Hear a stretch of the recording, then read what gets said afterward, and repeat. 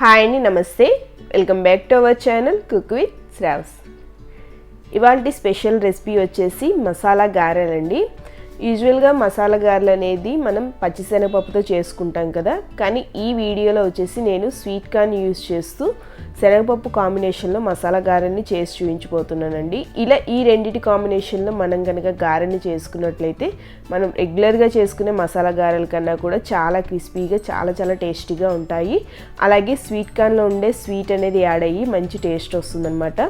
ముందుగా దీనికోసం మనం చేసుకోవాల్సింది 1 కప్పు పచ్చిశనగపప్పును తీసుకొని ఒక 2 గంటల సేపు నీళ్ళల్లో నానబెట్టేసి ఆ నీళ్లు మొత్తం ఉంపేసి ఇలా తడి లేకుండా స్ట్రెయిన్ చేసి పెట్టుకోవాలండి. మనకి 2 గంటలు శనగపప్పు నానిన తర్వాత మనం కట్ చేసి చూసి ఇలా ఈజీగా బ్రేక్ అవ్వాలన్నమాట. ఇప్పుడు ఈ శనగపప్పుని ఒక మిక్సీ జార్లోకి తీసుకోండి. ఇందులోనే మనం ఎంతైతే శనగపప్పు తీసుకున్నామో ఈక్వల్ క్వాంటిటీతో స్వీట్ కార్న్ కూడా తీసుకొని అలాగే 3 పచ్చిమిర్చిని ఇలా చిన్న ముక్కలుగా కట్ చేసి వేసుకోండి. ఇందులోనే ఎక్స్ట్రా ఫ్లేవర్ అండ్ టేస్ట్ కోసం ఒక 2 ఎండుమిర్చిని కూడా ఇలా కట్ చేసి వేసుకోండి. అలాగే 1 పిడికెడు పుదీనా ఆకులు, రుచికి సరిపడా సాల్ట్ని కూడా వేసుకోండి. అలాగే 1 టేబుల్ స్పూన్ వరకు అల్లం వెల్లుల్లి పేస్ట్ లేదా ఒక చిన్న అల్లం ముక్క 3-4 వెల్లుల్లిపాయలు వేసుకొని నీళ్ళు ఏమి యాడ్ చేయకుండా కచ్చా పచ్చాగా గ్రైండ్ చేసుకోవాలండి.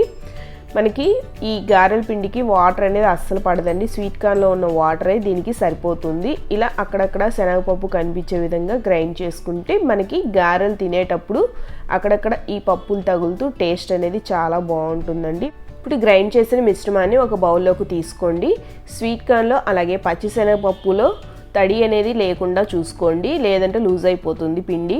ఇందులోనే 1 టేబుల్ స్పూన్ వరకు జీలకర్ర, అలాగే 1/2 టీ స్పూన్ వరకు నల్ల మిరియాల పొడి, అలాగే సన్నగా కట్ చేసుకున్న కరివేపాకు, సన్నగా కట్ చేసుకున్న కొత్తిమీర తురుము కూడా వేసుకొని ఇప్పుడు ఈ మొత్తాన్ని కూడా ఒక్కసారి బాగా మిక్స్ చేసుకోండి.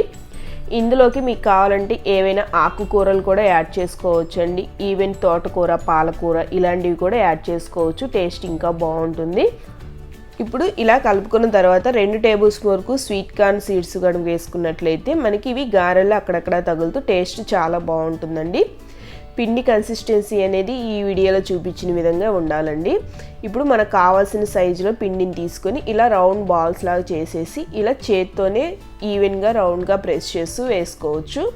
మనకి థిక్నెస్ అనేది మరీ పల్చగా కాకుండా ఈ వీడియోలో చూపించిన విధంగా ఈ విధంగా ఉండాలండి. అప్పుడే మనకి గారెలు అనేది పర్ఫెక్ట్గా వస్తాయి. ఇప్పుడు డీప్ ఫ్రైకి సరిపడా ఆయిల్ని వేడి చేసుకొని మంటని మీడియం ఫ్లేమ్లో పెట్టుకొని మనం రెడీ చేసుకుంచుకున్న పిండిని ఇలా చిన్న గారెల్లాగా చేసేసుకొని వేసుకోవాలి. మీకు ఇలా చేత్తో చేసుకోవడం కష్టంగా అనిపిస్తే చేతుల్ని తడి చేసుకొని ఇలా అరచేతిలో పిండిని పెట్టుకొని ఇలా రౌండ్గా గారెల్లాగా చేసుకొని వేసుకోవచ్చండి. లేదంటే ఏదైనా ప్లాస్టిక్ కవర్ మీదైనా సరే ఈ విధంగా తయారు చేసుకొని మీరు వేసుకోవచ్చు.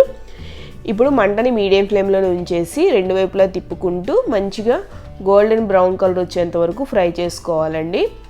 మంటని హై ఫ్లేమ్లో పెట్టినా అలాగే లో ఫ్లేమ్లో పెట్టినా సరే మనకి గారెలు అనేవి పర్ఫెక్ట్గా రావన్నమాట. హై ఫ్లేమ్లో పెడితే పైన అయితే కలర్ వచ్చేస్తుంది కానీ లోపల పచ్చిగా ఉంటుందండి. అలాగే లో ఫ్లేమ్లో పెడితే ఆయిల్ పీల్చేస్తుంది.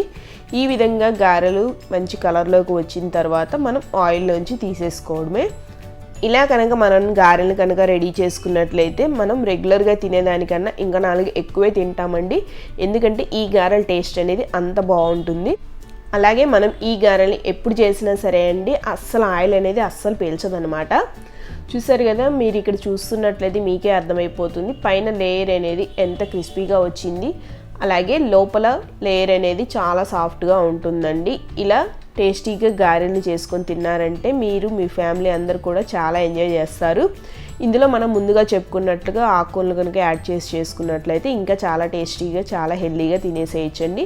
దీనికి మీకు నచ్చిన ఏదైనా ఫేవరెట్ చట్నీతోటి సర్వ్ చేసుకొని నేను ఇక్కడ పల్లీ చట్నీ అలాగే అల్లం చట్నీతో సర్వ్ చేశాను.